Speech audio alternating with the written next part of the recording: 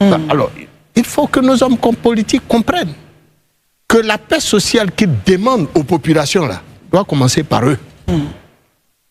Il faut qu'ils le comprennent. Et puis c'est toujours les mêmes acteurs. Les mêmes, depuis 30 ans. À l'approche d'une élection, le pays véritablement est dans le tourment.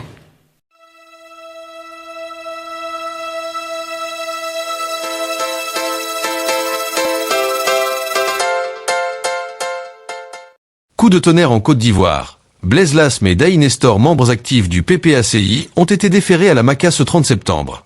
Cette décision judiciaire suscite de vives réactions dans l'opinion publique et dans la classe politique. Dans ce débat, nous revenons sur les faits reprochés aux deux personnalités, le contexte politique et judiciaire de leur arrestation, les réactions de leurs partisans et de l'opposition, les implications pour la présidentielle 2025. Nous revenons à notre agenda, messieurs. Nous avions annoncé donc à l'entame que nous regarderions le point donc du PPACI, Daï Nestor et Blaise Lasme placés sous mandat de dépôt. Alors, messieurs, je commencerai avec vous, Gandhi Koué. Est-ce qu'on sait ce qui leur est reproché? Bon, en fait, à cette heure-là, je pense que le procureur qui est l'accusateur n'a encore rien dit officiellement, seulement qu'on sait que la direction du PPACI a donné 3 motifs au menu desquels la provocation à l'insurrection, l'atteinte à l'autorité de l'État et à l'intégrité du territoire national et trouble à l'ordre public. Donc, jusqu'à cette heure, comme je le disais tout à l'heure, le procureur de la République n'a encore rien dit. Donc, je dis officiellement, on n'en sait pas grand-chose à part le parti politique, le PPACI, voilà, qui donne les raisons. Et je pense que c'est cette situation-là qui prévaut à l'heure actuelle. Vous avez un commentaire à faire?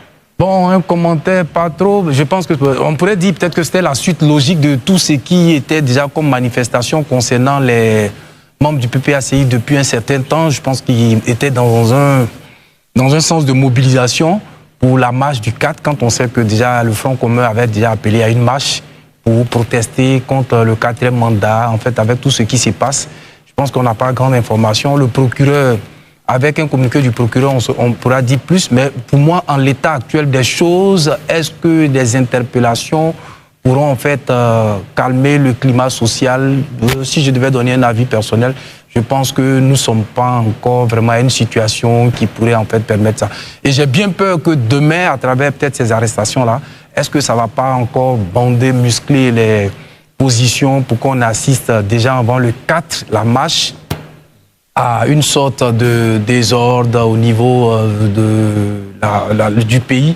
Mais je pense que j'attends toujours le communiqué du procureur de la République. Très bien, Marius. C'est vraiment dommage, hein, ce à quoi nous assistons, parce que souvent quand on parle, les gens pensent qu'on n'a pas véritablement le contour de tout ce qui se passe dans ce pays. Quand on se réfère à la gouvernance du président Oufette, et après cette gouvernance, celle de Gueye et du président, non, d'abord du président Bédié, et les successions d'événements du genre. Gueye également, Aïle Bokayapi, paix à son âme, mais ensuite la gouvernance du président Gbagbo.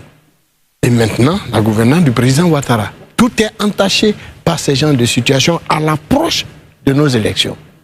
Arrestation, on parle d'intimidation, l'opposition qui n'arrive pas à s'exprimer. Hier, le RDR, devenu RHDP aujourd'hui, a vécu ces faits avec le régime précédent.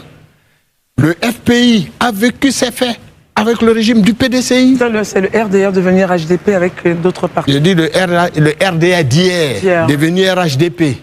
Aujourd'hui, le PPACI de Laurent Gbagbo, après être sorti du FPI,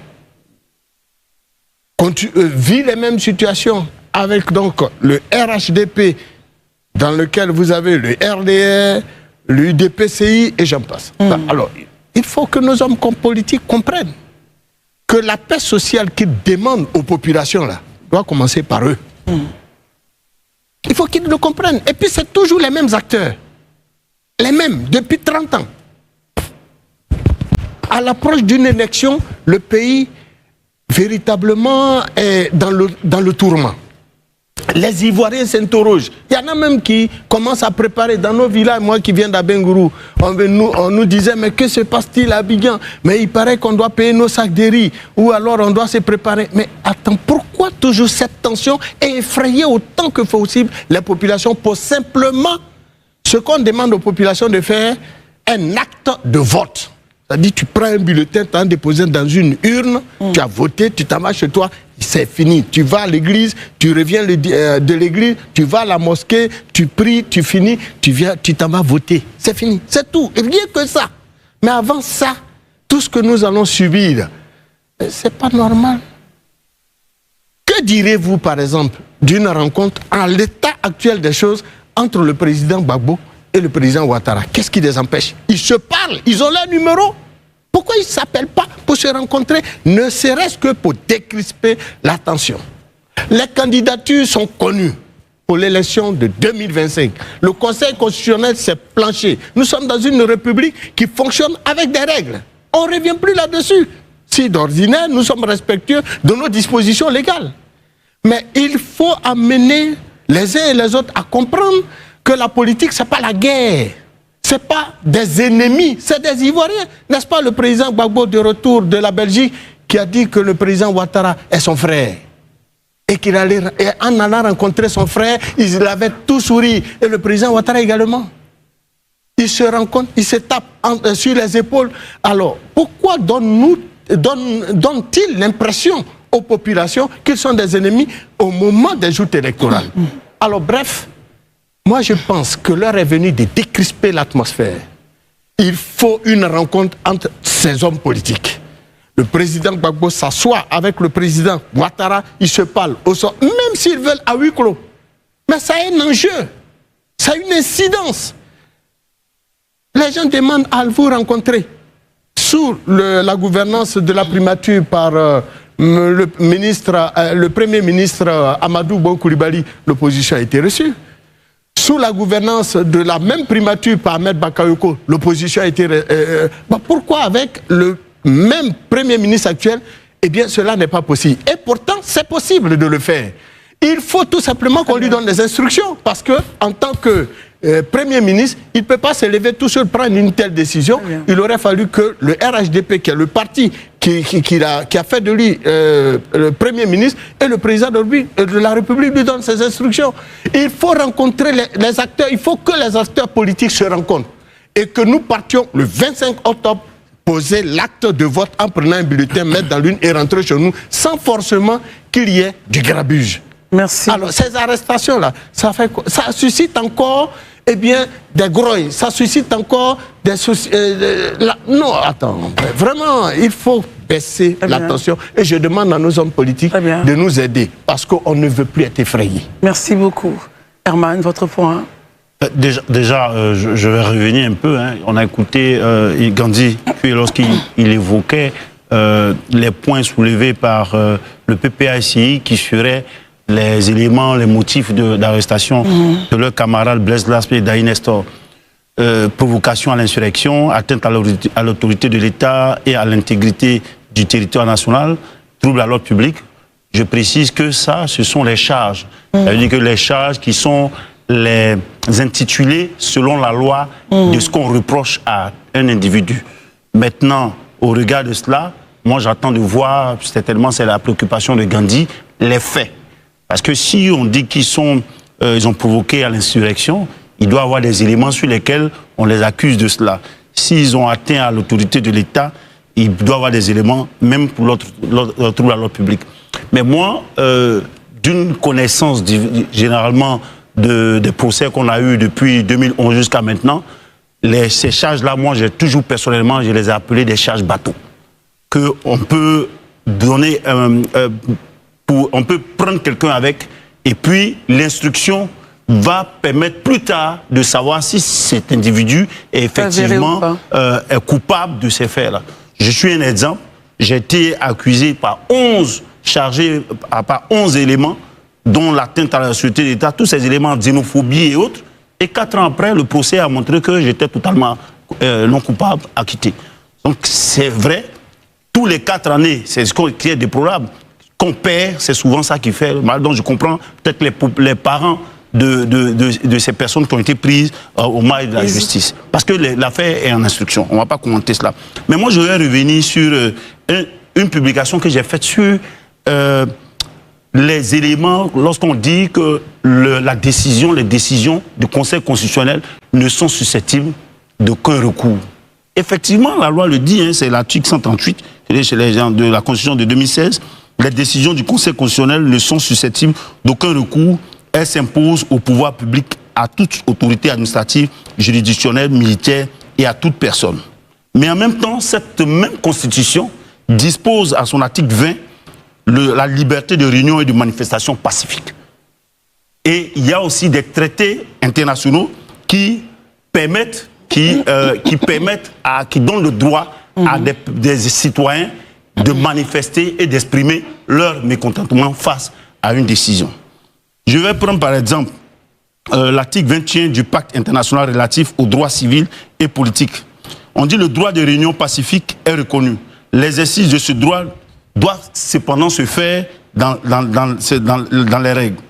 Dès lors, un citoyen, même s'il ne peut s'attaquer en justice à une décision du Conseil constitutionnel, ce citoyen, pour moi, peut le commenter, peut l'analyser, peut politiquement, socialement, exprimer son mécontentement là-dessus. Donc le fait, ça c'est ma conclusion. Donc le fait, est-ce que si parce que je ne suis pas content d'une décision du Conseil constitutionnel, est-ce que je suis en train de dire que je ne suis pas d'accord juridiquement sur l'acte du Conseil constitutionnel, sur l'arrêt du Conseil constitutionnel? Voici la question. Parce que il faudrait pouvoir trouver la limite entre l'expression du citoyen et la volonté constitutionnelle qui dit que le Conseil constitutionnel, ses décisions ne sont susceptibles de non-recours. Très bien. Pour moi, ça, tout le monde peut jouer là-dessus. Il faudrait bien que les juridictions, les juristes et autres, le législateur soient un peu plus clairs, précis dans l'élaboration de ces textes de loi-là, pour que l'interprétation ne soit pas finalement, pour les profanes, une épée Damoclès sur leur tête. Très bien, Élisée Boloba. Christelle, moi, mes premiers mots sont vraiment, je dis, un sentiment un peu d'amertume. Hein. Moi, je le dis honnêtement, au regard des relations personnelles que moi j'ai avec Blaise Lasme, quelqu'un qu'on a toujours respecté, qui m'a toujours aussi rendu le respect, avec qui on avait vraiment des rapports assez cordiaux. Le voir aujourd'hui dans les liens de la détention, c'est un peu un sentiment d'amertume, franchement, qui m'anime. J'aurais jamais souhaité le voir dans ces situations-là. J'espère en tout cas qu'il a le moral et que vraiment il est fort dans cette situation, dans cette épreuve-là.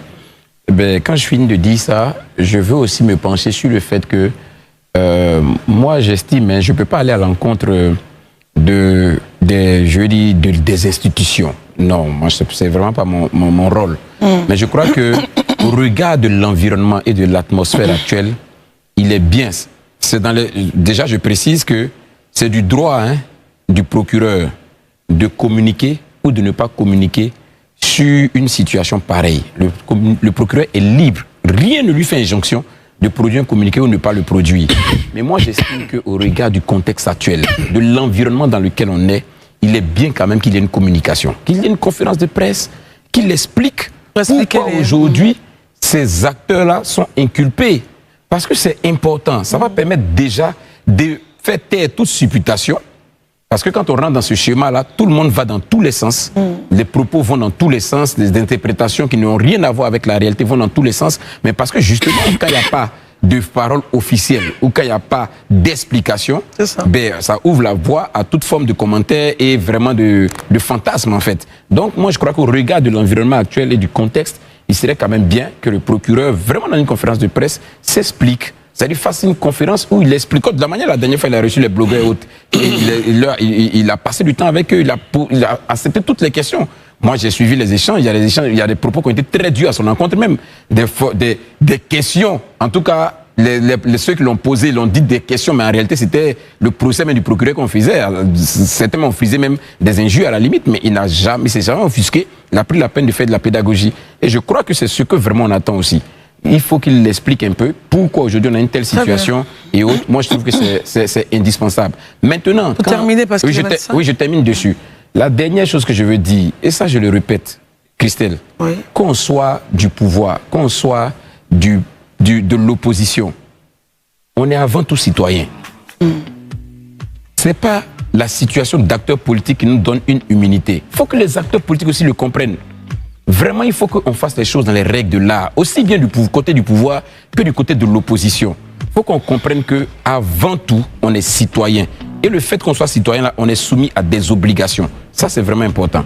Merci.